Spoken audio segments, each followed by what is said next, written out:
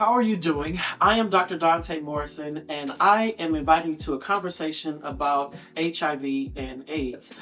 I invited a few close friends to come to the table and sit, and we're going to unpack HIV, sexual health, the Black community, Black family, and a lot of other interesting conversations that will just tie in the mental, sexual, spiritual health of our community.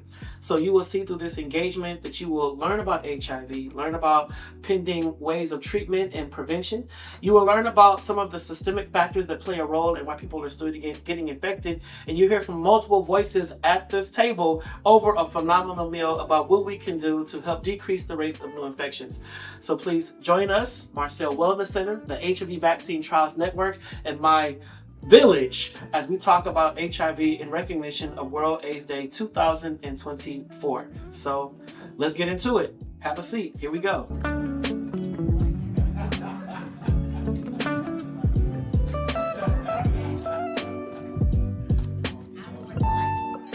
So, hey, it is World AIDS Day 2024, and I invite you all here to have this conversation. And I believe that we're going to go deeper than just put on a condom. Absolutely. You're going to go deeper, right, go deeper than just get tested.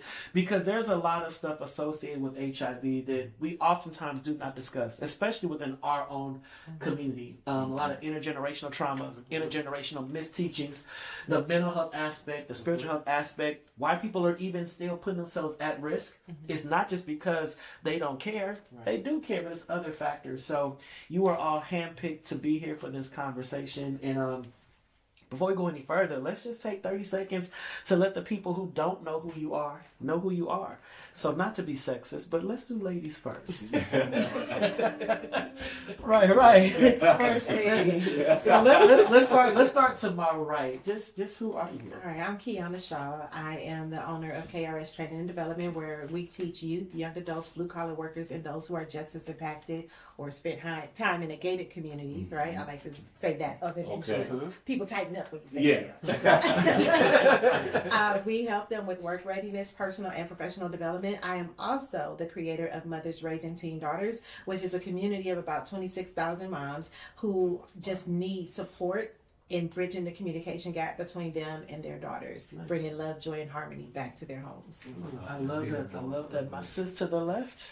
Hey guys, so my name is Kiana, and I am the founder and CEO of Thickness Fitness, which is an inclusive wellness brand, and the new developer of Graceful Meditations, which is a branch of Thickness Fitness. I inspire the plus size community to be loud and take up space in a world that is designed for us not to, while we work on bettering ourselves and showing up as the best versions that we possibly can. I understand that mental health is the way to achieve that, so I started Graceful Meditations, which is just a way to remind people that they're enough every morning. Yeah. And so that is what I do, and I just want to make people feel seen, heard, and valued in everything that I do. That's all. Wow. I love that. Then my brother from another mother. Okay, so I'm Kente Williams. I moved here from New York about 6 years ago.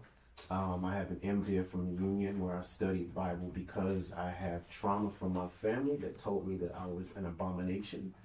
So I wanted to do a little bit of study and found God and found me, and we have been aligned ever since. I work in entertainment. I work at a law firm, and I'm your, I think, everyday community regular dude. I spend my time with the ballroom community. One, because I love the performing arts, but two, I like the people. And I want to find a place where I can contribute and be present for people. So that's my way of giving back. I love that. My other brother from another mother, one of my closest friends, Dr. Leo Moore. Hi everyone. So I'm Dr. Leo Moore. I am an internal medicine, HIV medicine, and lifestyle medicine physician based here in Los Angeles. Wanted to be a doctor since I was 5. Became a doctor when I turned 25, and I'm the first doctor in my family. So with that, this is work that I've been passionate about all of my life. I also am a member of the United States Presidential Advisory Council on HIV and AIDS, a federal advisory committee that reports to the Assistant Secretary of Health for Health and Human Services. And a fun fact, I was recently named Men's Health Magazine's Ultimate Guy. Okay. Come on, Good for that.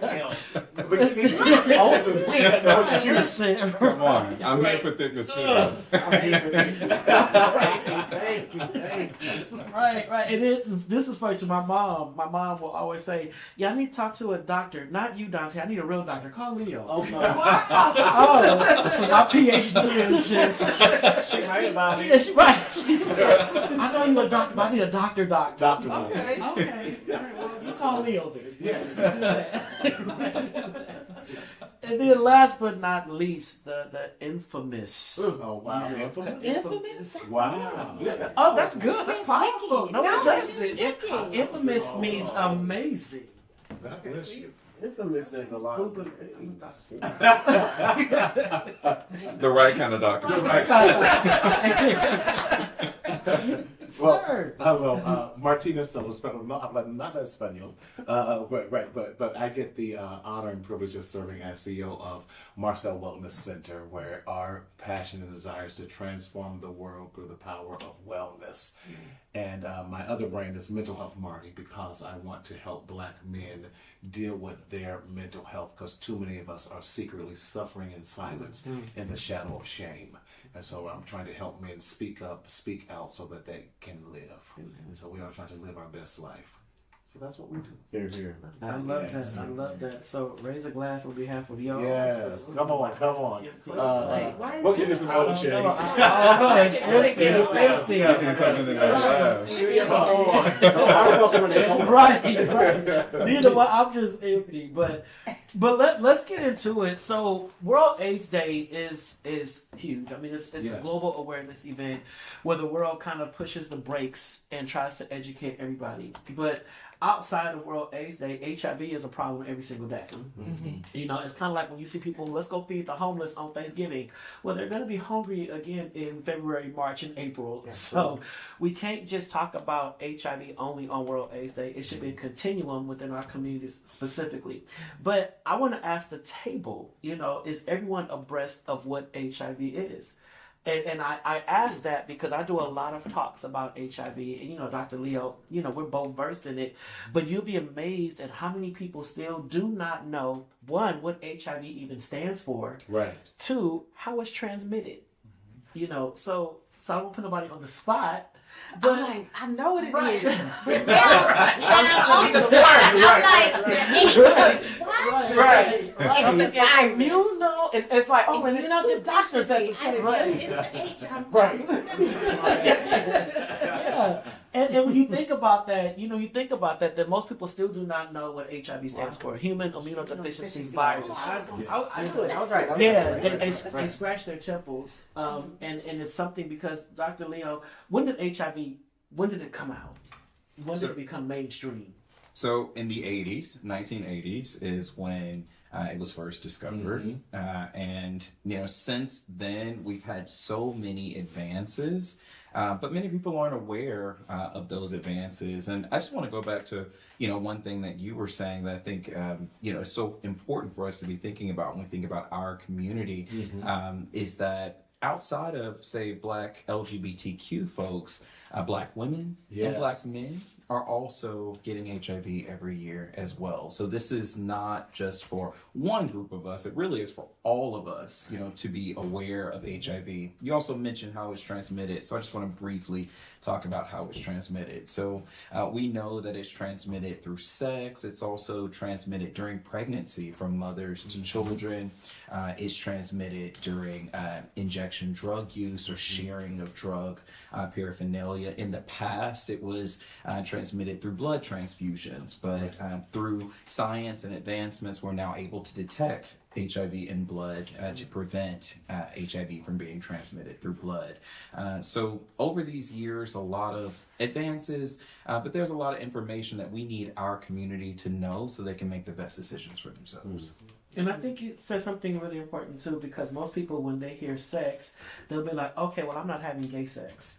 Right. And I always clarify, there's no such thing such thing. as gay sex. It's oral, anal, vaginal. That's it. It can be the anus of a man or a woman. Mhm. But So people doggy get- style ain't a a missionary, Okay. reverse cowgirl, all those are positions. And none of those are excluded. right. Be clear. Right. Right. But I think it's important because people still have that idea like, oh, well, that is gay sex. I'm not having gay sex, Right. so I'm cool. And Mark, you finna say something? No, what Dr. Leo was just talking about, it originated in the 80s. I lived through that at being at UC Berkeley and seeing, I lost count of about 100 people that I knew who had died from this.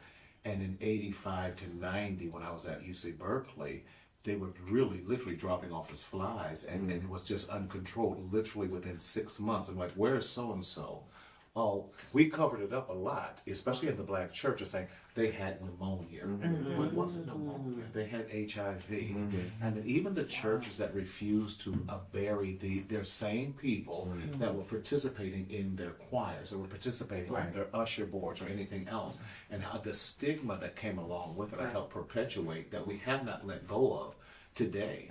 And so my heart just bleeds for all the people that we knew that had such bright futures, still had bright dreams, whether it was right, wrong, or indifferent, and then those who were very ostracized. And maybe that's getting one of my biggest fears in life, is dying alone because of so many who died alone in hospital beds and all that, because people were too afraid or they were just ostracized and their family members gave up on them.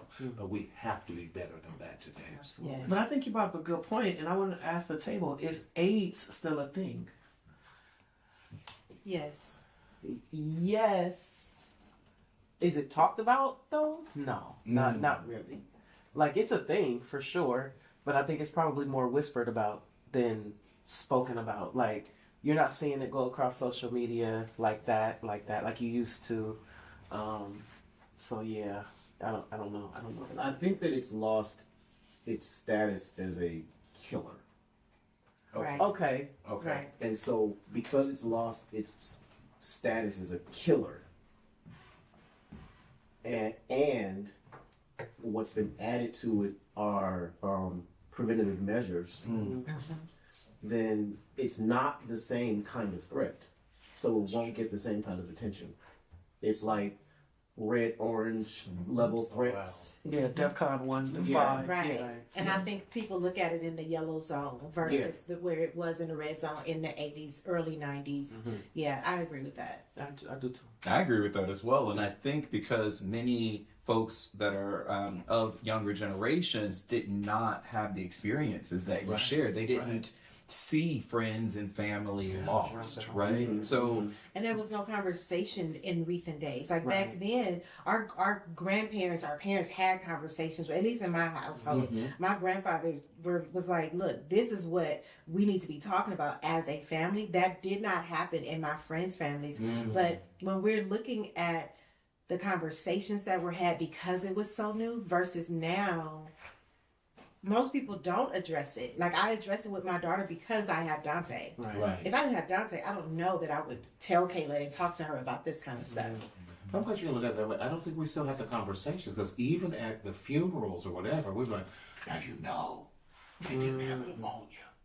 We did not openly talk about it. gossiping about But it really was secret gossip. Right. Yeah. That only a few knew. And they up there lied. We have to stop lying and perpetuating this and really talk about the truth of the matter and really talk about the preventative measures, like you're saying. I think that the opportunities to talk about is out there, but we're still ashamed and still not having these conversations, because I think what you're saying earlier, you say gay sex or this, and we still have labeled it a certain way. You know, I have 3 daughters, and what I've noticed now that we're talking about it is when I'm speaking to them about protecting themselves, I don't single HIV out. Whereas if we were back in the 80s or even the 90s, we would have singled HIV out from the other STDs. Yeah. Now, they're just all STDs. And I've never once had a conversation with my daughters about HIV specifically. Wow. I've only ever had a conversation about protecting themselves from all STDs and from anything that would get them sick that they cannot give back. Wow. That is the way that I put it. You don't want to get something that you cannot give back. You know, you don't want to get something, period. Right. But you definitely don't want to get something you can't give back. Right. But I am not. I noticed I've not ever just had a conversation about HIV and AIDS just in my lifetime with them. Also, when we go to the doctor, you know, and we're like, hey, it's my monthly or yearly checkup, and I want this STD panel. A lot of people don't know they have to ask for HIV and herpes testing. Really? Right? You have to ask. It's not included in the This is true. panel. No, and not at all. So if you're not aware, and then you go, okay, I'm free and clear, and then you find out that it takes HIV 3 months to show up in your blood test. So if you was, you know, getting dug out last night, that's like, you know, next month, it's still not showing up. We don't know this information. So because we don't know it, especially as women, we're just like, we're good. Right. We're good. Men chasing us all the time. We're good, right? So I think that the health community has to do a better job of saying, hey, you know, if you are active, we suggest it versus waiting for them to ask. I 100% agree with what you're saying about physicians and other providers leading that conversation. And not even just about testing, but about sexual health overall. About sex, healthy sex, pleasurable sex, in addition to talking about disease. It's not all about disease, right? And that if they're testing you for your annual, as you mentioned, to actually talk about what tests they're ordering, so that if you want additional tests ordered, you've heard what all is being ordered, and you can say, I want this additional test. You know, because for us, I don't usually order the herpes test for every patient because herpes is very, very, very common, and we often have people who will never actually have symptoms of herpes. So you got me said. You said very, very, very, very common. Yeah. There was a lot of very. I thought you had common, but you had about 10 berries before that. It's very common, and one of the reasons it's underdiagnosed is there are many people who have herpes who will never have a herpes outbreak. But once you Shut the front door. Right. You better leave in because you ain't kids. You flip the Because recently someone said, I was watching something, it wasn't on the internet, but someone said that like, was it hand, foot, and mouth disease and chicken pox are all forms of herpes. And I haven't researched that part yet because I'm like, right. So I'm asking for research. Right. But is that a thing? Because if all you've ever had was chicken pox and you don't know that that's her, like, is it? It's a different type of herpes. Okay. It's a different type. So chicken pox and shingles are herpes zoster. And then you have the other herpes viruses that are for our genital herpes. So either genital herpes, so there's HSV1 herpes. Which is like a cold sore. Yes. Okay. One is usually a cold sore, but you can actually get one also in the genitalia as well. So there's HSV1 or HSV2, and 2 is usually in the genital area. But, you know, you can also get 2 in the mouth as well. So I'm laughing because remember on Beverly Hills Cop? Yes. And Burke was like, Everybody said like 10. So I assumed that the 10 was the genital herpes. My bad. But this is why we have these conversations. So we can be informed and not share this information, misinformation with our kids. Right. Absolutely. But just to close out that one thought about it being, it's so common, and there are many people who have it who will never have symptoms of it, that once we diagnose you with it, you have to disclose it to everyone, and you may not be infectious and you may not ever have an outbreak. Right. So we give patients a choice. Would you like to be tested for this today? Because once you're tested, and if you test positive, then it is your responsibility to disclose that to every person that you're having sex with. Right. And there is a lot of stigma around herpes that people don't think about, in addition to the stigma of HIV. And so that's one of the reasons we don't do the herpes test regularly. Now, the HIV test, I completely agree with you. One of the challenges I sometimes hear is that someone will say, oh, well, I asked ask them to test me for everything and not knowing what all they tested you for. So my recommendation is always to say, if you're saying test me for everything, and by the way, what are you going to test me for today if they don't tell you that? Okay. But Leah, you made a very powerful statement, and I think a lot of people don't even realize you just said it. When you were talking about herpes, people says, "Well, I don't want to get tested because I don't want to know." That happens with HIV a lot. Yes. You know, when I worked in the clinic, I had a lot of people come in and says, "Yeah, I don't want to get tested." I'm like, "But you're out there having sex." "Yeah, but I wonder if I got it." Because if I know if I got it, then it's gonna one, make me accountable, and then two, I'm gonna instantly get in my head and say I'm dying. Oh my God, I'm dying. So I'd rather not know that I have it. So they avoid testing altogether. You know, And I think it speaks to the truth there that we still don't have enough education, because today we know it's definitely treatable. And it's not the death sentence like it used to be. However, we got to get it early enough so we can make it preventable. and I think you also said something about, and medically, I want you to clarify this. Do people die from AIDS? So AIDS, keep in mind, AIDS is a classification. Yes. HIV Yes. is the virus. AIDS is a classification. So it means the person's viral load, the number of copies of the virus, is less than 200.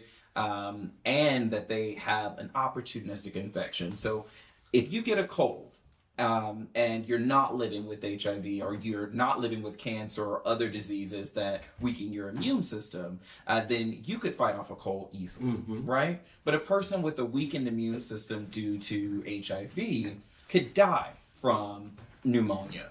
They could die from the flu. They could die from COVID, even, for example, more easily. They could die from the common cold more easily. So that's what I mean by opportunistic infection.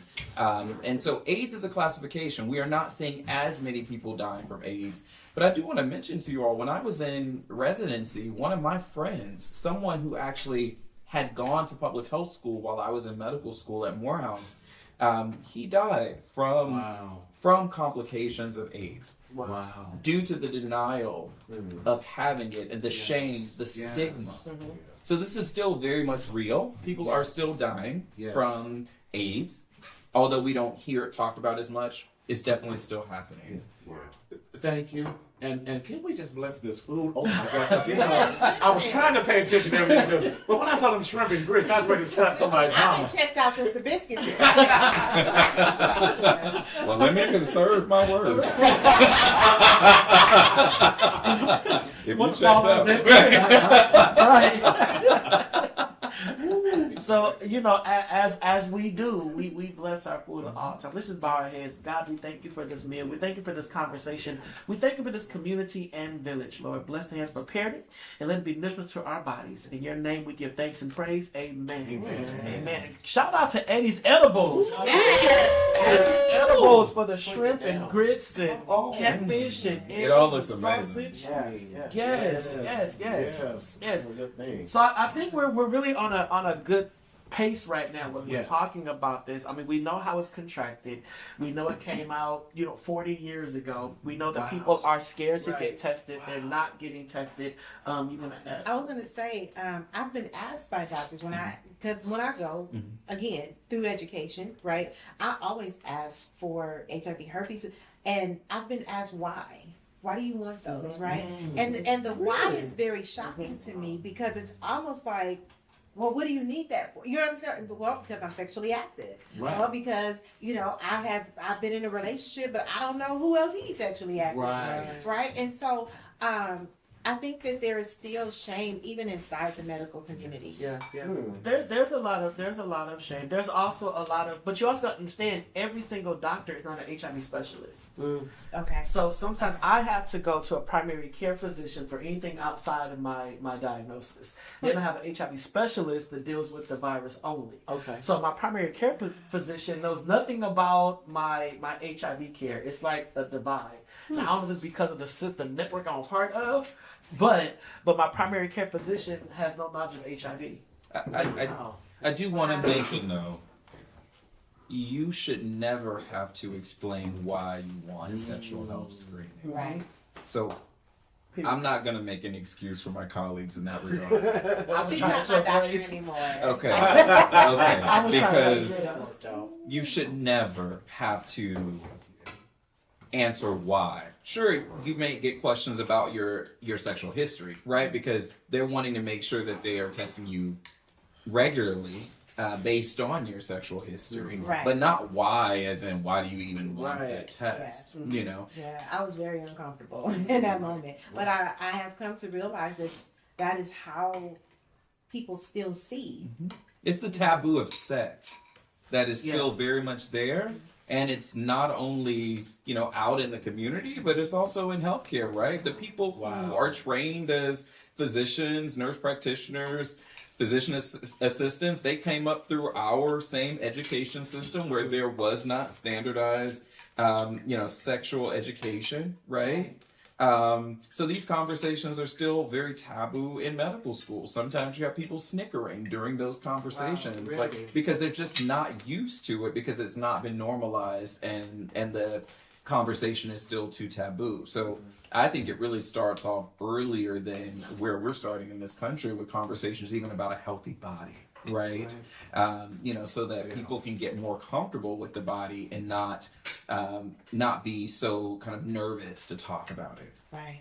And to add to that, you all are aware there are people out there that actually want to contract HIV. What? Yeah. Please explain that one. There are people out there that What the want. hell? They are trying to contract HIV. Bug chasers is the slang term for them. But there are individuals Yes. that when it comes to HIV, it can lead to a better economic status. If you're someone who's homeless, living on the streets, don't have access to housing and whatnot, if you contract HIV, you'll get housing. You'll get certain medical care, you get certain privileges, you get certain things. Wow. It's a survival tactic. And I've come across a lot of individuals whose friends may have housing assistance or they get food assistance because of their status. Meanwhile, they're struggling and living on the street, sleeping on the sidewalk. And they've said, Dante, I should just catch it. Let me catch it so I can get an apartment as well. So that's a reality. So I'm And gonna get it's something systemic. that kills me, so I have an immediate result. It is a But- failure of the system. But it goes Okay. back. It is goes- a failure of the system. But it goes back to what Kente shared about HIV is not looked at as that death sentence that we've been preaching that for decades. It's not a death sentence. So if I know it's not a death sentence, it's not going to kill me. My friends are living well in their government paid for apartment and they're getting food every single week. I'm out here, y'all give me a condom. Okay, fine, I'm having safe sex, but I'm homeless and I'm hungry and I'm this and I'm that. There's benefits systemically to contracting HIV. Jesus Christ. It is a failure of the system I agree with you. that people even feel that they have to chase HIV in order to get housing, get food, get transportation, get those living essentials, right?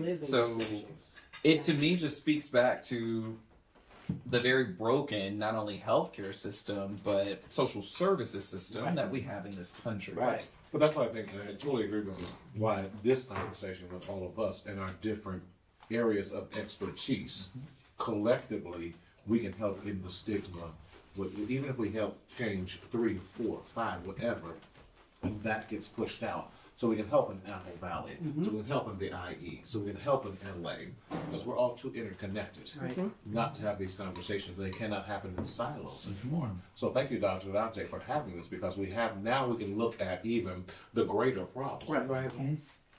I was thinking, when I was coming up, I think I disengaged in the conversation, if I'm going to be honest, because I'm thinking like, okay, well, why haven't I done these things that we're talking about? Like what would my reasons be? Because I don't have a Dante, right? Well, I do now, but I didn't then. It all became very confusing talking about it, right? Like, let's say you want to get the information so that you can be an advocate, so you can be an ally to the community. Well, I got lost in, well, if one person with HIV has sex with another person with HIV, and they may not have the same HIV, and so now it's you can catch another type of. I was like, Strange. I couldn't, and it was never explained in a way that I could understand and reasonably regurgitate to someone else and sound like I have some sense, So I think I disengaged from the conversation simply because I didn't have enough understanding, and that's partly my fault as well. But even now, if the average person, like, it's just not talked about enough for us to be able to, again, talk to someone else who doesn't know. And like, I just learned in the last 12 months that they have something called PrEP. In the last 12 months, guys, I don't know how long PrEP has been out or has been a thing, but I've only recently learned about it. And I understand that I don't have HIV, and I don't know anybody immediately, other than my bro here who has it. But still, shouldn't we all know? Like, shouldn't the information be available where we kind of all can, like, know the basics of how to... Because how do you prepare and how do you properly protect yourself if you don't really know exactly what you're protecting yourself from or how the protection comes about? You were on all of my segments. Oh, I'm sorry. No, that was great. No, that was great. And I think yes, we're going to talk about PrEP, biomedical, all of that. But I think it really boils down to our communication. Right. Yes, and to within your our point, own communities. I just found out within the last 2 months that there's PrEP for women. I had no idea. I thought PrEP was completely for men. No. I did not know. Like, again, the education. We don't know what we don't know, and we don't know what to ask about if we don't know. Well, let's dive into it then. Let's go. Let's go. Let's you and Dr. Moore. Let's Right. right. Dr. Leo, what is biomedical HIV prevention? So I'm glad you asked. And honestly, from the time that you spoke about your daughters and not talking specifically about HIV, I was wanting to have this conversation because we now know that there are those tools that are available to protect people from HIV specifically, right? And so that's where PrEP, or pre-exposure prophylaxis, comes into play, and PEP, post-exposure prophylaxis. So pre-exposure, before exposure, prophylaxis medication used to prevent. So medication taken either daily, or now we have an injectable version that's taken every 2 months to prevent HIV. Wow. And it decreases the risk of HIV up to 99%. We can't say 100%, but as close to 100% as you can get in preventing HIV when taken as prescribed. And so a major game changer, and what I love that has been done recently is broadening our guidelines so that it's very clear that it's not just for LGBTQ folks. Right. The guidelines say that if it's a person who's having condomless sex regularly, Everyone. Right. people who are having condomless sex with multiple partners, people who may have an HIV positive partner or may not know the status of their partner. Maybe that's the straights. I ain't gonna hold you. You see? You see? I ain't gonna hold you. Real talk, the number of young ladies that I have known to have HIV from heterosexual relationships. And it's like, oh, well, it's because he's on the DL. She was not. When they were together, it was heterosexual sex. Right. We gotta be mindful of Right. that. I agree. And I'm so glad you mentioned that because honestly, when I'm having conversations with women about PrEP, that is one of the biggest barriers, is that they don't believe that there's any chance that they could be at risk. And so the conversation is often, me trying to get us to a place where we can say, if you're having sex and you're having condomless sex with a partner who may or may not be having sex with other partners, then there is a chance that you could be exposed to HIV. It's bringing it to that level where this is not like in any way trying to shame anyone, judge anyone, or to make anyone feel bad about who they're having sex with or the frequency or number of people. It's more so, if you're having sex with one person and you're not with them all the time, you have no way of knowing who they're with. So it's safe to say that HIV is not normalized in women's community. No, not at all. So I think it depends on the community you associate in, right? Okay. Because my friends are very well aware. However, I have a couple of friends who are in sexual health or women's health, and then I'm educated. So and by educated I mean by you. Like, I didn't go to school for this, right? And so when we are together, there is common conversation, right? Because a lot of us are single, meaning unmarried, right? And so and then some of us have been cheated on, you know what I'm saying? So these conversations have had to come up. It's not that it's not talked about. It's just that there's a lot of misinformation. Yes. Okay.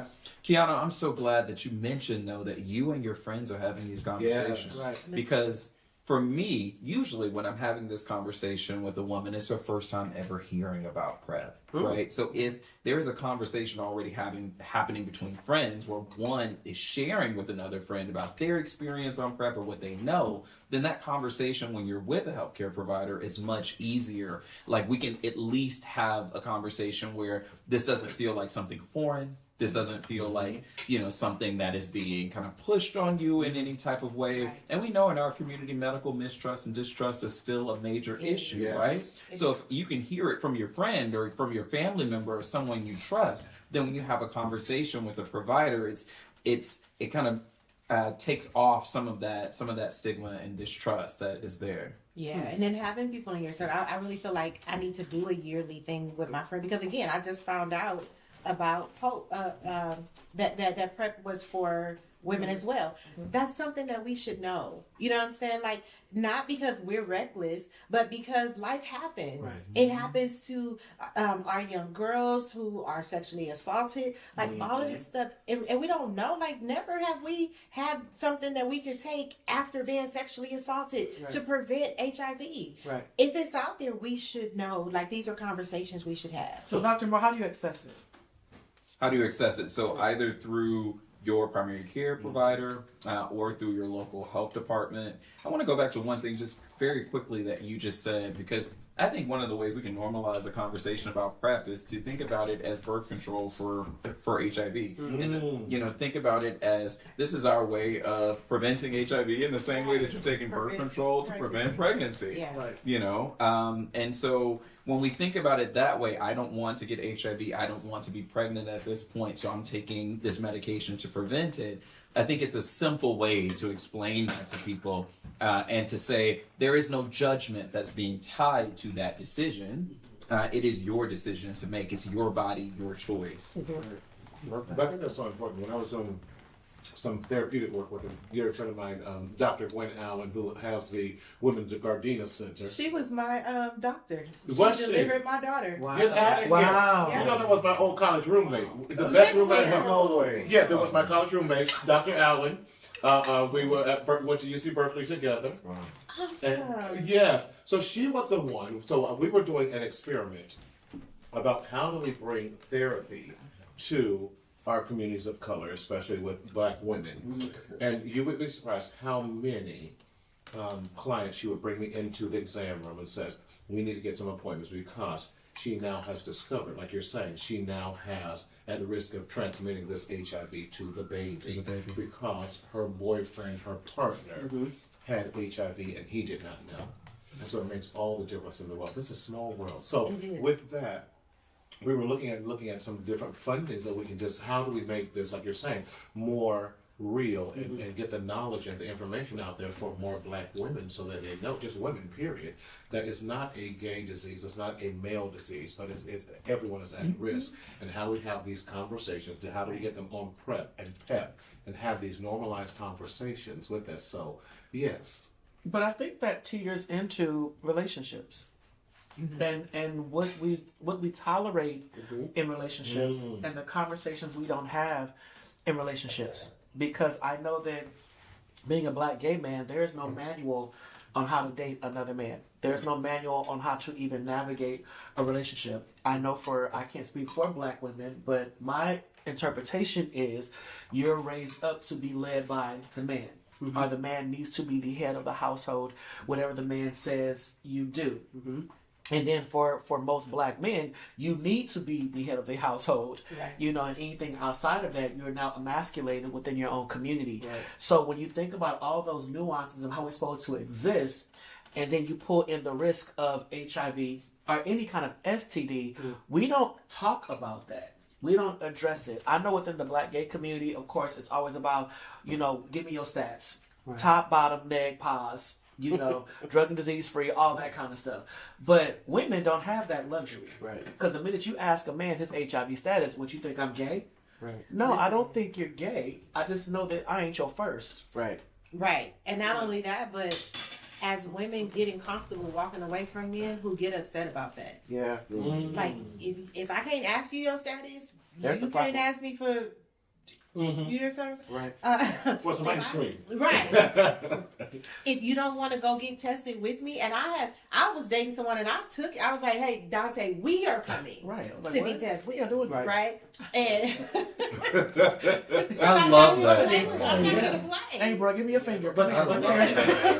I think that would normalize it. Right. Listen, we all have a past. Right. So let's Right. just make sure we're on the up and up so we can enjoy each other the best we can. But it goes back to what we have seen. Those Yes. intergenerational relationships Right.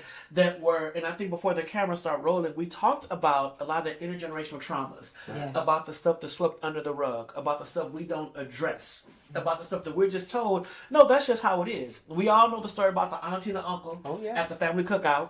They get into a big old fight. She busts him in the head with a bottle. He cuts her out, and the kids are still playing. Yeah. Right. And all we That's say is, normal. oh, that's just them. That's how they are. Right. Right. No one sees it as domestic Right. violence. Right. They're just fighting. So then when we get into those situations ourselves, it's like, oh well, this is what we do. We Right. just cuss each other out and we balloon each other all day. That's healthy, right? Let's not overlook what I feel like is also an elephant in the room, which is people, let's say the human race's desire to otherize people. As long as I can make that a gay disease or a white gay man's disease or twink disease, because I've heard that only bottoms, or I've heard you know what I'm saying. As long as we can otherize a group of people at our own despair, some of us will. Like, it's not that he's afraid that you really think he gay, but he gonna use that as the reason why he doesn't want to get tested, because it's so easy to make the LGBT community the problem or the reason why this even is a thing, that as long as you are not a part of that community, you should be fine. As long as you're not doing what that community does, you should be fine. We're not thinking as Black women that, well, if he's not DL, then I should be fine. No, it has nothing to do with if he's DL or not. But because that community is otherized or bastardized in our culture, we use that as the reason, the crutch, why we don't do what we're supposed to do as people. Like, as a woman who loves women, I haven't always loved women. I've been with men up until, kind of fairly recently, let's say that. And welcome. I love men. Who doesn't love a Black? There's nothing better than a Black man. That's all I'm saying. Let's be clear. But at the same time, you know what I mean? But at the same time, being able to look at it from both ways, I see how some Black women, they take comfort in the fact that their man is homophobic. They take comfort in the fact that their man is mean-spirited toward aggressive toward the community. So that gives them the reassurance that they are safe. But it's a But- false but- reassurance. but, false reassurance. It's Yes, false. it's It's a- super The false. more they angry, The more about it, rah-rah, the more they probably are likely on the. they got a cousin or a homeboy, Uh-oh. right. generally. But one thing I just want to mention. Yeah, out to Eddie. One thing I want to mention, though, we know there are a lot of power dynamics in these relationships, Right. And I think, as I mentioned, a woman's body, a woman's choice is really important. So for even women who are in relationships where there is violence happening and she is concerned about him stepping out, she could be on injectable PrEP, for example. Nice. Yeah. And he not have to know that she's on PrEP, But she's okay with protecting him herself. cheating. She's okay with him cheating as long as it's with a woman. She thinks she's safe because he's only cheating with women. That's what I'm saying. Like, But we don't when know you who that other otherize. woman. Exactly, but she don't Right. care about that because her man. But that's where Is, the you know. education piece comes in. If this man is sleeping with that woman and now they are broken up, right? And then you find out, okay, he is HIV positive, never told you, and now you're sleeping with that man. that is how we're spreading. It's not a gay disease. That's why they keep saying, like, would you say it's the straights, right? Because of the lack of understanding and knowledge, and then the amount of shame that comes around it. Oh my God, you got it. Oh, you must be. No, there's no way you got it and you not. Well, wait a minute, because it's transmitted through sex. Right. If I am sexually active, I am exposed. Right. Period. But we don't look at that in our community. That was a breath of fresh air, how you gave women ownership in the transmission of HIV. Because for decades, that has been on the brunt of men, gay men. And then I am over the term DL. He's bisexual. He's just a bisexual man that is not out. That is not out. And sister girl, if you never asked him, "Are you bisexual?" You don't want to know. Because when is one obligated to tell? These are questions. Yeah, and I asked this question once to a room full of women. I said, would you rather be with a bisexual man that is focused on monogamy, or would you rather be with Tyrone that's going to beat you, run up your credit, and he's a hoe? 99% of that room chose Tyrone. Yeah. They did not want monogamy because they was like, well, I can't trust that he's not going to leave me for a man. But he's monogamous. But the Tyrone is constantly bringing you chlamydia, syphilis, bacteria, gonorrhea. vaginitis. Ain't paying his bills. Ain't paying his bills. You done got jealous. So you got an STD and bad credit? Right. What are we doing? But you don't want the faithful bisexual man who's never going to cheat on you. Right. You don't want that. Right. And I think that leads to a bigger conversation of how you say we other individuals based upon sexual desire. Kenta, you've been quiet. Jump in. It's like double dutch. Hold on. Are you full? We're refreshing our mimosas. Yeah. And a lot of what you said really goes back to the church. Yeah. Well, okay. So then I'll jump in. I can tag you. I know you. I know you. I think that the reason why I'm quiet is because I'm thinking about the larger discussion.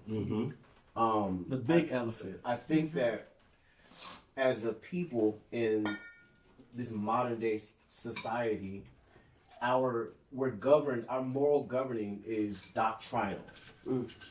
So if at first we believe a certain way, then we're going to behave a certain way towards all of the things that reflect whatever that principle speaks to. Yes, and so when it comes to sexuality, we're already a people who have been whether you say we've been conditioned, whether you say it's our tradition, whether you say it's just part of who we are, there is a history there that we don't handle sexual discussion and identity well. But not to cut you off, but we have a $2 billion lawsuit right now because of sexual misconduct in the Catholic Church, and if the Black Church were to be sued, that $2 billion would seem like a drop in a pocket check. But continue. So take that same sense of concealment, and now bring it into your personal relationships.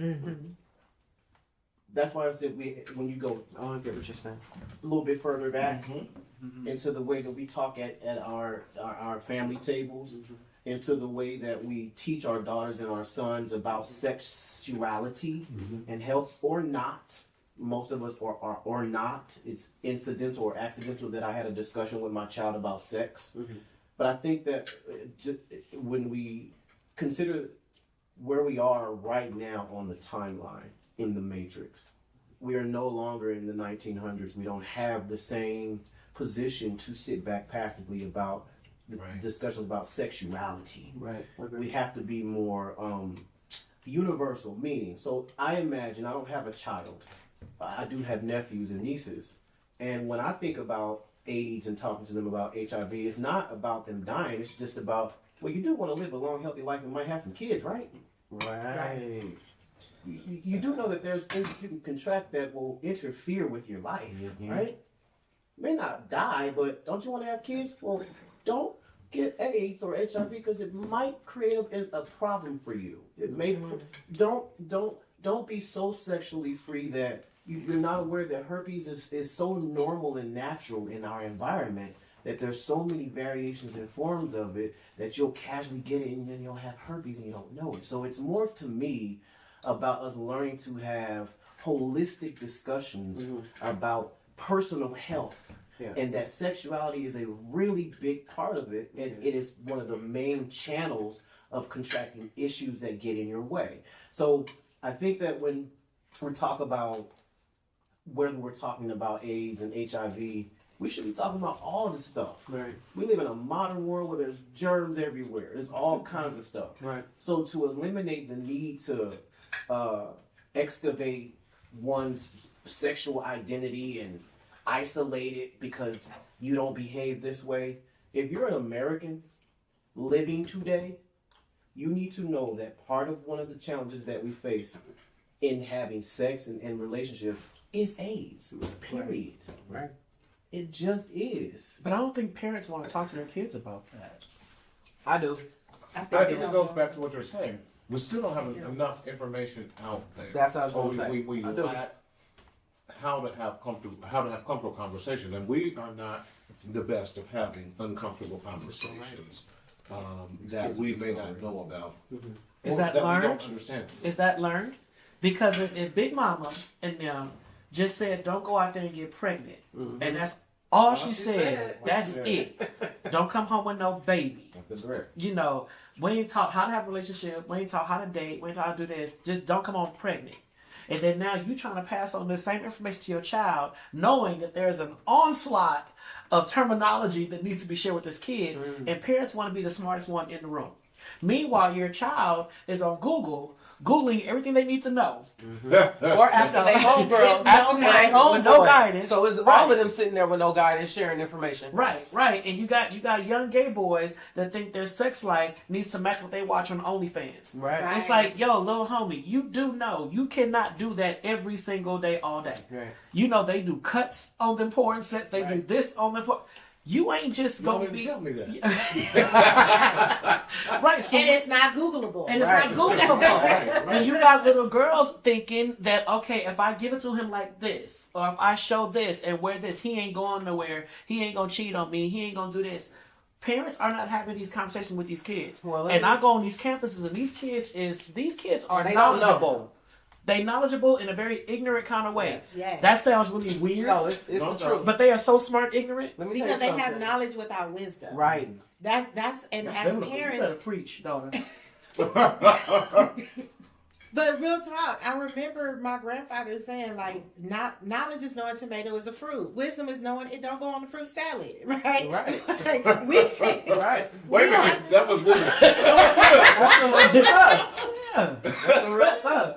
okay. I again 3 daughters, right? So 20, 19, and 15. One thing I am most proud of about them is that I am not afraid to have an uncomfortable conversation. I'm not afraid to say clit. I'm not afraid to say none of that because what I told them was like, listen. I was like, who's Clint? Well, you know what I mean. Clint. Yeah, I know. Oh. It's okay. Right. So I said, you don't have any daughters. It's okay. It's okay. What I tell them is, well, the first thing is on my end, I have to realize that as a parent, although I love my children and want the best for them, I don't have any autonomy over them. Okay, I don't own them. I don't own their bodies. I can't tell them what to do with their bodies. Right, right. I can't make no rules for their bodies. It doesn't matter how old they are, if they're under 18, or as long as you're living in my house. None of that matters. Because when we were younger, we did whatever we wanted to do, regardless of who said what. It was our decision. So understanding that, I said, listen, when you're ready to take that next step and you're ready to be sexually active, I want you to come to me. I was like, give me a chance. The first thing I'm going to try to do is talk you out of it. After we have this talk, if you still say, hey, Mom, I know we talked. However, I think I'm still going to do it. Cool, let's get you prepared and ready. Because I want you to win in every area of your life, even sex. I want you to understand that these gentlemen out here are learning most of what they know from porn. So they essentially are going to jack off in you. And if you know what you're doing, then maybe you'll be pleased as well. But if you do not know your body, if you do not know what you're doing, you are going to be laying there with a wet butt wondering what happened. And maybe if you do it again, you might get it right next time. Like, no, that's not how this works. Like, if you decide that this is something you want to do, we're going to talk about it. For real. Because it's so many women, grown women, never had an orgasm. They don't know what things should or should not feel like or whatever the case is. And I'm like, listen, I am just as not really wanting to, say certain things as you are wanting to hear your mom say them. However, if I don't say them to you, somebody's going to. And I don't know if the person that's saying it to you is going to want you to win in every area of your life. Right. So for me, I'm going to say what I normally wouldn't say to, I may not even have this conversation with my homegirls, but I'm going to have it with you because I'm personally invested in your success. And I don't want you to be walking around here not knowing what you're doing, And that I wasn't thrilled to have any of these conversations, but I understood how much they were going to be needed for them. Wow. And telling them all of the ways that I messed up because I didn't have these conversations. That's good. Nobody was there to have those conversations. It was, don't come home pregnant. Don't come home That's what it pregnant. was, And everything you learned about sex, you learned from your homegirls. Or if you watched the little BT After Dark or, something like that. But you don't really know. This is trial and error. So, I did want to be upfront with them. And it worked a lot, I would say, with my first daughter because she called me when she was in college. But she called me when she had her first experience or whatever. And, my second one is in college now too. And now she told me she was able to tell me she liked girls. Okay, great. And then my youngest one. Did you meet to her? Did you meet to her? Right. I was like, I did. And my youngest, she took me through the most. She really tested me, how liberal, or no, maybe not liberal, but how free thinking are you, and how free thinking do you really think your kids are? Because she came to me at was it 13, Kiana? 12 or 13? Outside the You all right? I'm so sorry, guys. So she came to me at 12 or 13 and was like, I don't know if I want to be a girl or a boy. Oh, no. Now, let me tell you something about the black community. Okay. We just now wrapping our head around gay and straight. Tell you. Okay? We definitely are not accepting of trans and, non-binary and all of that stuff. So, Which is a huge disservice. To that community and to ourselves. It's a huge disservice because even this table should be a lot bigger, as far as these conversations go, because there's a lot of representations of us that are not here. Right. And sometimes, and even doing that, when we try to have these talks, you will have some like, wow, I wasn't included in the talk. What about me and how I identify? And I think that there needs to be a level of empathy there within our own communities about how diverse and how broad we are and how broad human sexuality is. But we boxed it in, gay, straight, bi, that's it. And we're not very... But we don't allow the fluidity of human sexuality to prevail. I want to point to and applaud you for having the audacity and the courage and the common sense to have those discussions with your daughters that way. There's something I discovered about my past that I didn't contextualize the right way until I was older. I remember when I was probably about 8, and if I could have gone to my mom and told them, said anything about why I'm looking at little Tommy, I don't know if it would have been able to handle it. Right. Especially considering what I knew I wanted to do. Right. At that age. Right. Fast forward, I'm in high school, and I told a friend about this, and as I was telling her about it, I realized, this wasn't healthy. I met a man at the mall in the bathroom, and he was older. He had kids older than me. I knew that because he started to pick me up late nights on a sneak. I was probably 14. He would take me all the way to his house, and we would have sex. And he penetrated me, and I wasn't ready for that. I told that story to a friend recently, and they were like, "You were molested." Right. And to me, I was like, "What's?" Because Right. That's the disconnect with black men, though. I know we like to say nice cute words like molestation, but it was rape. And so, but I'm telling you that as a young black boy growing up with that, when you need anybody to talk to, I couldn't go to anybody. I was growing up in a hyper masculine environment. In the South, all boys, a dominant mom, growing up in the Church of God in Christ. Oh. So the last thing I'm gonna do is go to anyone about these sexual explorations. And so for me, I normalize it, but there are so many boys who experience that don't get the privilege of coming out of it a certain way. And again, looking back, it was like there were a lot of men that do that. Yeah.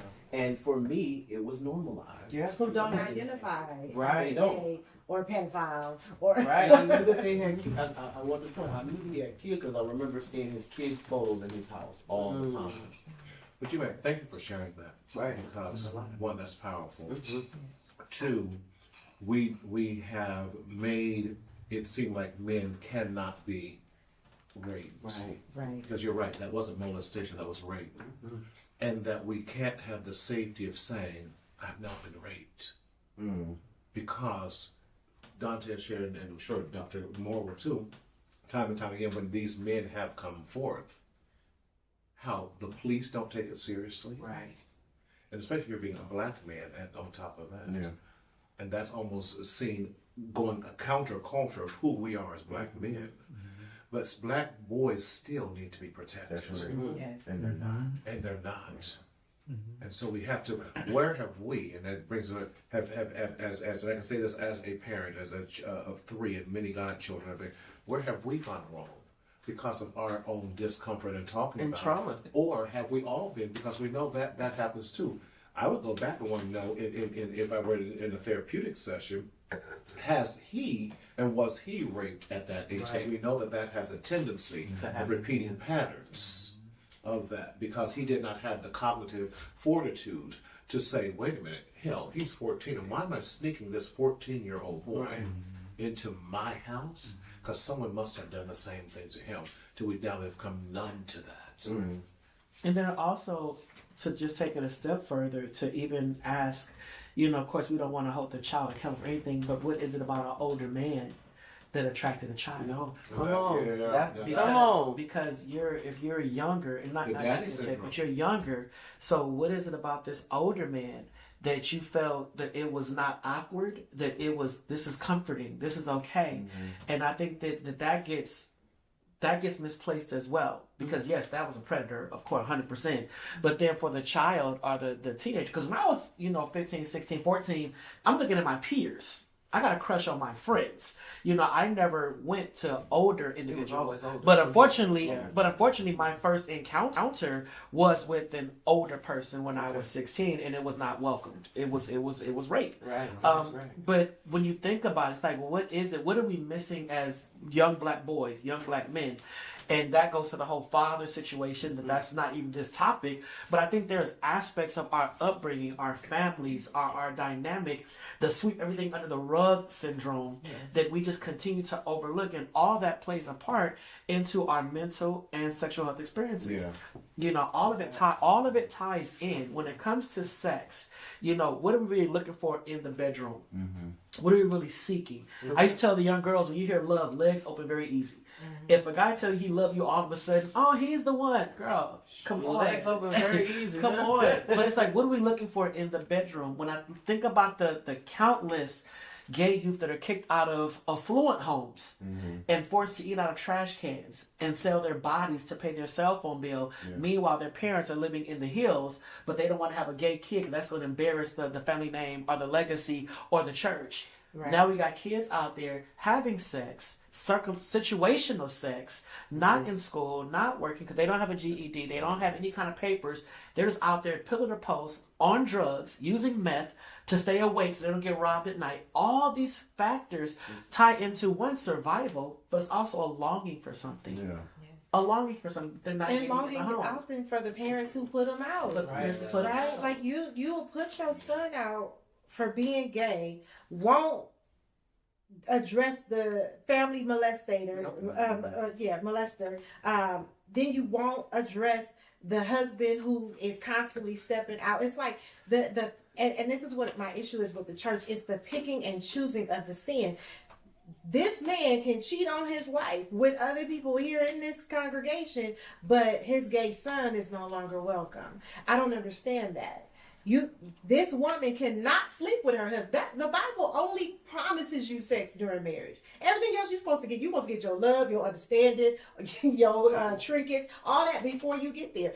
It only promises sex during marriage, and then you don't sleep with your husband, but your gay son is the problem. Yeah. I don't understand that. Well, people like to gang up on things we can identify with. I mean, if we're being honest, like the men in the church can identify with that pastor that cheated on his wife. The women in the church can identify with the wife that don't want to sleep with her husband, probably because he's cheating or whatever the case is. But they can identify with that. Or does it make her feel loved, appreciated? Right. And She's you can okay. identify with that. Yeah. But sometimes what you can't identify with is being gay. You can't identify with what they're feeling, what they're not feeling. It's foreign to you. You have no idea. So when you're asking people to be an ally, they have no idea what they're being an ally to. Right. And then when it's your kids, you don't even have that empathy for your kids, because again, you can't feel it. You have to really have compassion or empathy, and if you don't have any, then you're gonna kick your kid out. Because you can't identify with them.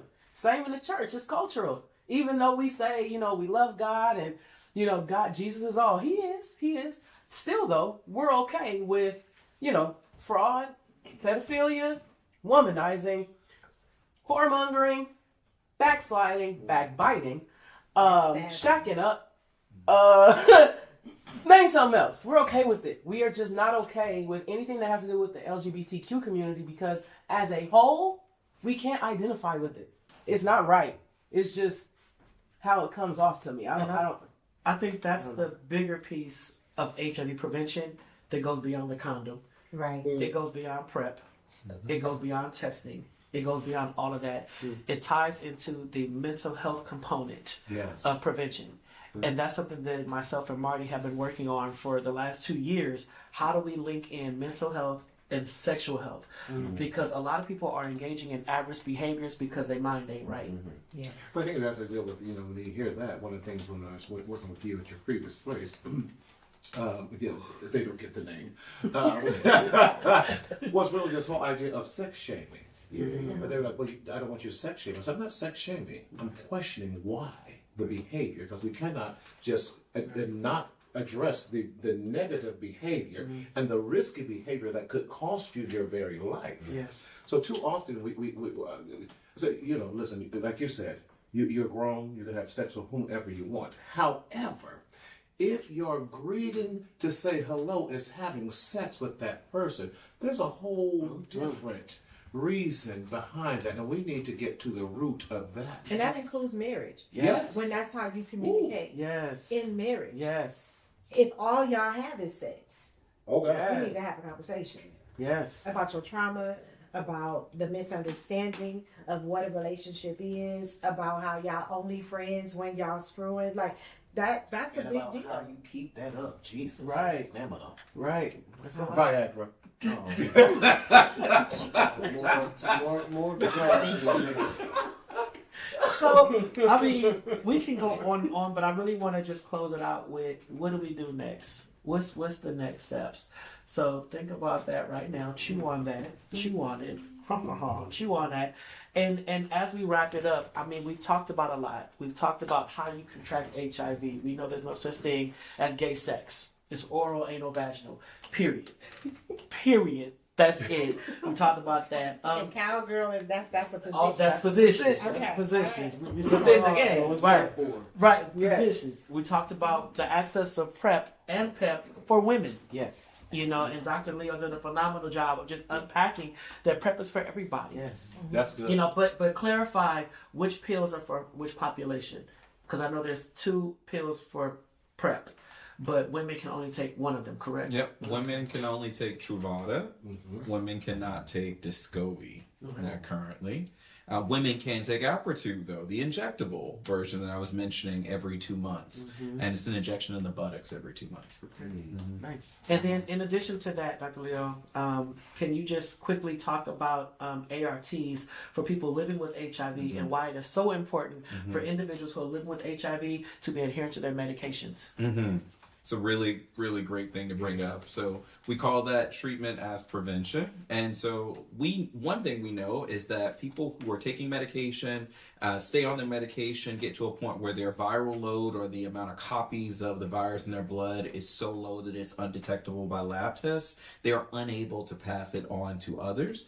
And when they're at that point of being what we call undetectable, they also are at decreased risk of themselves becoming more immunocompromised, of their immune system becoming more weakened. And it helps them to live a long and healthy life. And we know that people living with HIV who are on treatment are able to live just as long as people who are HIV negative. So I like to say it's really important first to make sure that person is good, right? Make sure that person is on treatment, and not only for their HIV, but any other chronic medical conditions that they may have, because once the HIV is treated, often we're seeing people with diabetes, with high blood pressure, with many of those other common chronic medical conditions. It's not just about HIV. This is a whole person we're talking about, right?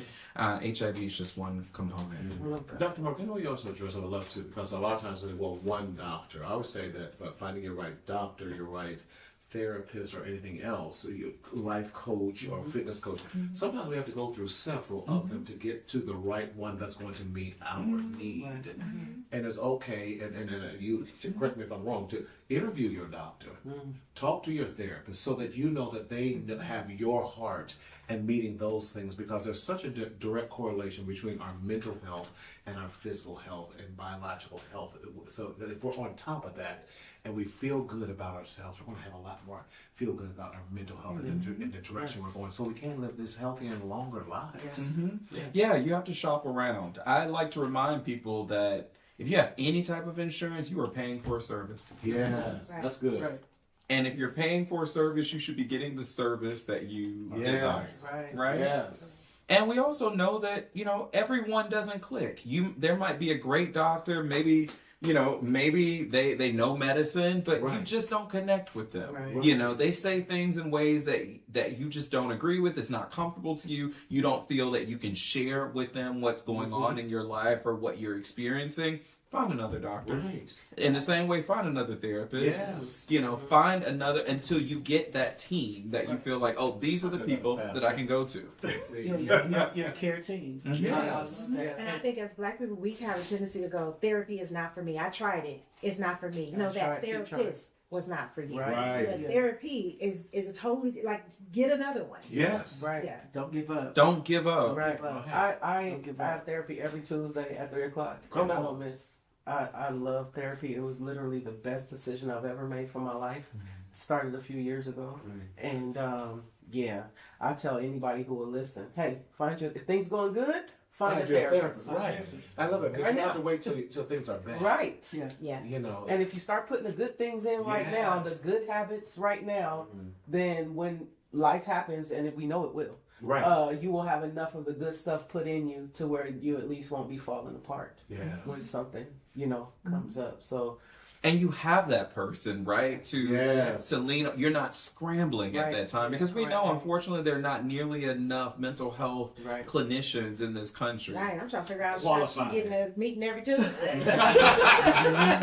I'm like, this October? Okay. See, you did January? Gotcha. We probably want to start searching when the things are good. Yes. Because it's a standing appointment. Now you can't quit me now. Yeah, I love it.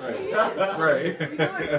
And real quick, I want to also reiterate what Dr. Moore shared about becoming virally suppressed. Yes. Because that ties into you equals you. Yes. And a lot of people nowadays are ignorant to undetectable equals untransmittable. So they'll throw out a good person that's living with HIV to get with a raggedy one who's HIV negative. So that means if you're in a serodiscordant relationship, one person's negative, one person is positive, you're good. If that person's undetectable, they're adhering to their medications, you can take another precaution to get on PrEP. How do you get people to believe that? These kind of conversations. We have to normalize the discussions. So if you're HIV negative and you're on PrEP, I'm living with HIV, I'm undetectable, guess what? You're not going to catch HIV if we go wrong. Right. No matter how I hit it, from the back to the front, cowgirl versus cowgirl, it doesn't matter. You're not going to catch it. You gave us all positions and everything. Yeah. But we have to make sure we're adhering to Period. our prescribed Yes. doses of what we're supposed to be doing, and seeing it in the check. I just made it. I get tested every quarter. I'm in there. Take what blood you need, because I need to make sure I'm healthy. I'm even doing a study with getting my blood pressure under control, and I feel the best I've felt in probably a good 10, 15 years, because I found the balance. You got that rhythm. Got the rhythm, and it makes all the difference. So now I'm paying attention to my body when I'm off. I'm like, oh, something's wrong. So like now take the time, like you said, I might need to journal. I might need to take a walk just to get myself rebalanced so I can be the healthy and best version of Marty that I can. 20 minutes. Yeah. Walking. Come on. That's it. That's all it takes. Leo, you first say something? Yeah, I was just going to say that I like to tell my patients, your sexual health is your responsibility. There we go. Regardless if the person is positive, negative, you don't know their status, taking your health in your hands, your sexual health. So knowing about PrEP, and if you think it's for you, getting on PrEP, right? Making sure that you have access to condoms as well. Making sure whatever you need to keep you safe is being done, that you're getting your screenings, you know, and not just sexual health screenings, but all of your preventive screenings. That when something doesn't feel right in your body, that you're going and talking to a provider. Not waiting for someone else to even validate that, but you going ahead and talking to a provider. Because oftentimes, you know before we know, right? You're going to know that something is not right with my body. You know it's not right. You know, you feel it, you should be bringing it to the provider. I love that. And don't be getting rushed out. Right.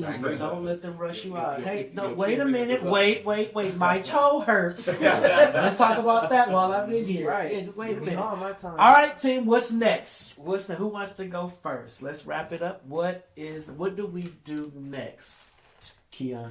All right. I'm gonna speak to the parents. That's right? cool. I love that. As parents, we got to have open conversations. We have to make our kids comfortable talking to us. Kayla and I do safe space. If she says safe space, I don't care what she tells me. I love that. All I can do. Okay. And then you call me afterwards. And then I call down, like, Dante, she was mentored. Right. Having a safe space, making sure our kids know that HIV is not a gay disease, having conversations with our friends, our families, our spouses, getting tested together as a family. Like, I know that this kind of stuff sounds like, oh my God, like that's so, PBS after school special. But that's the reason why they had the specials, because we had to open up conversations. And if you did it, then your family really can have a Cosby Show feel, right?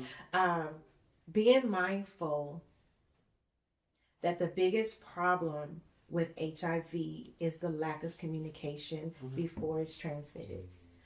If we don't talk to our kids, they're going to talk to somebody else. They're going to have conversations.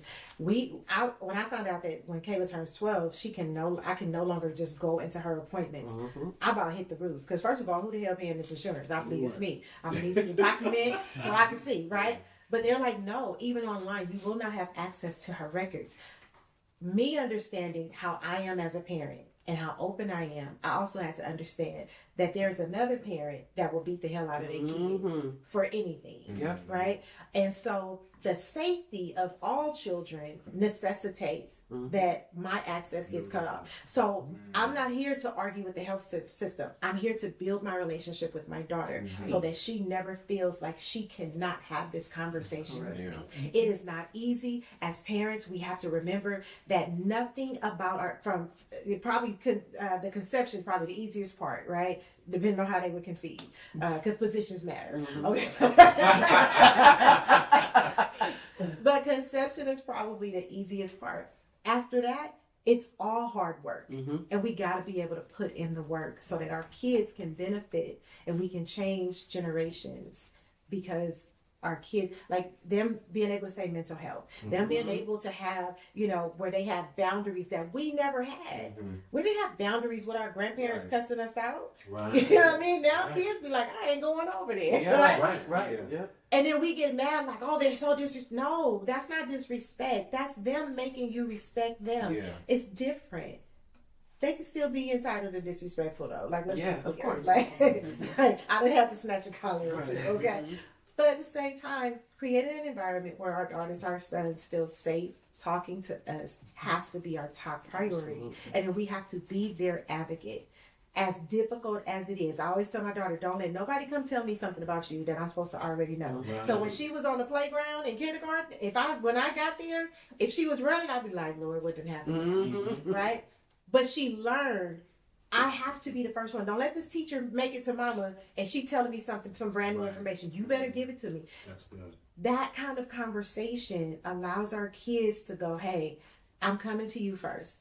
And then be the safe space. If when they come to us, we cussing them out, we throwing stuff. You know what I'm saying? Now, I will say, hey, you know what? I need 10 minutes. Mm-hmm. I need 10 minutes. Mommy got to react. That might be 10 minutes to cry. It might be 10 minutes to call Dante and have him walk me off that edge, right?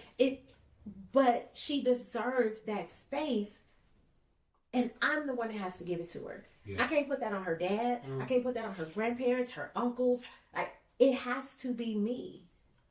And if we don't start doing that at home and in church, Yes. and in church, Mm-hmm. and in Come church, where we are telling kids, this is where you meet Jesus. Yes. This is where you get the compassion. This is where you get the Yes. empathy. This is where you get the love. This is where you get the understanding. Not that we are sanctioning anything Right. that we feel is wrong, but you still have a safe space in talking to us about it. If we don't do that, we are going to lose our kids the way we have been separated from our previous generations. Yes. We don't talk about that enough. We don't fool with a lot of our grandparents. A lot of our grandparents died alone because they was assholes when we was little. Facts. Facts. You understand? And if we gonna fix that, it has to start with conversation.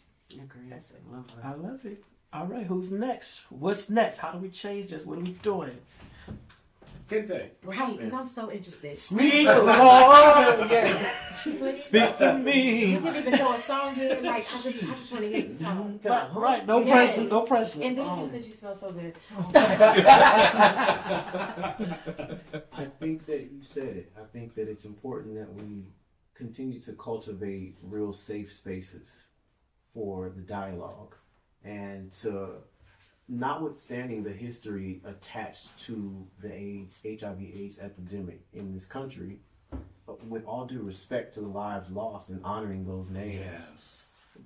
we also have to move in a direction where we begin to declassify that discussion away from sexuality preferences. Yes. That is what's making the difference and creating the disparities, because while we're constantly saying it's not a gay disease, that's how we treat it. Yeah. Absolutely. And so I think that we'll do a greater service to ourselves and our children if we continue to evolve into having discussions about sexual health. I mean, sexual health is what's important, more so than anything, because there's going to be more alphabets and symbols added to that LGBTQ. Listen, I'm not adding that. So true. And that is just us unfolding out of this heteronormative illusion. And so as we see that continue to diversify, you're going to have to be forced to just start talking about sexual health, because humans, we manifest in a plurality of ways when it comes to sexuality. And so sexual health is what's going to become, and for me is what I think is just terminology is important when you start to just separate it from sexuality. Right. Sexual health is important. I love that. I love that. Queen, I think more of this, honestly. you just want more food, that's all.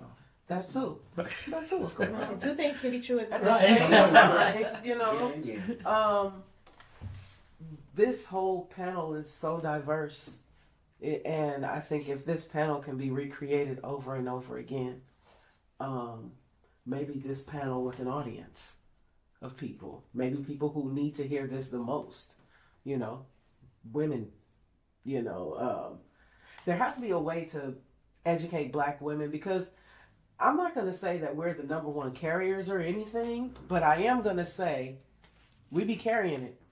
So I think we should be listening, because And like you said, take the stigma off. Lots of things have to happen, but mostly conversations like this that are very inclusive, that doesn't have anything to do with sexual preference, but sexual health. But this has to happen a lot more. And maybe in our own families, maybe not at Thanksgiving, but maybe, at, some type of game night or some shit. Like, I mean, when everybody is there and it's a relaxed sort of environment, where the tension is not heightened. We're just, being that would be a good time to slide it in. I don't think it has to be something that is like made a thing, because when you make it a thing, then you'll get those people that's like, well, no, that's not for me because I don't, but if it's just coming up at the family bingo night or whatever, we're all talking about it. So yeah, being strategic. I love that. Love that. Dr. Moore. All right, so I was thinking about this, and I think three areas: education, conversations, and relationships. So education, we really have to educate more folks about their body and about sexual health, so that they can have conversations with family and friends, with people who trust them, right? One thing that you mentioned earlier on was sometimes wanting to have a conversation, but maybe having discomfort about not having all the information, right? So if we can empower people to have the information, then you can at least introduce that idea and that conversation to people who you're close to, who are going to take that information from you in a way that they might not take it from me as a physician, right? And then my last point was around relationships. And I think being able to have open conversations in each of our relationships. So relationships with sex partners, relationships with romantic partners, relationships with family, relationships with your provider, relationships with your therapist, relationships with your pastor. Like really kind of pulling in that, being able to have that open and comfortable conversation with those people in those relationships is key. I love that. Yeah, I love that. Martinez. Yes, Dr. Moore took us to church with the ships. Right. So, I know my tagline that's every on the show, we got to speak up, speak out in order that we might be able to leave. And I think speaking up is this. Having these conversations, speaking out, I believe, is going into the communities that we have influence over, so that we're now teaching people how to live. I'll be a little churchy for you. The abundant life, and how that we can live our best life without unapologetically living that, no matter what, because we all have skeletons in the closet. And we all can reach way back and go real deep and pull out some stuff we don't even want Jesus to know about. But as we continue to have, like you said, these conversations, so for those who are willing to come out to the horrible idea as far as we are, I will gladly host the next one for us. And so we can continue this conversation.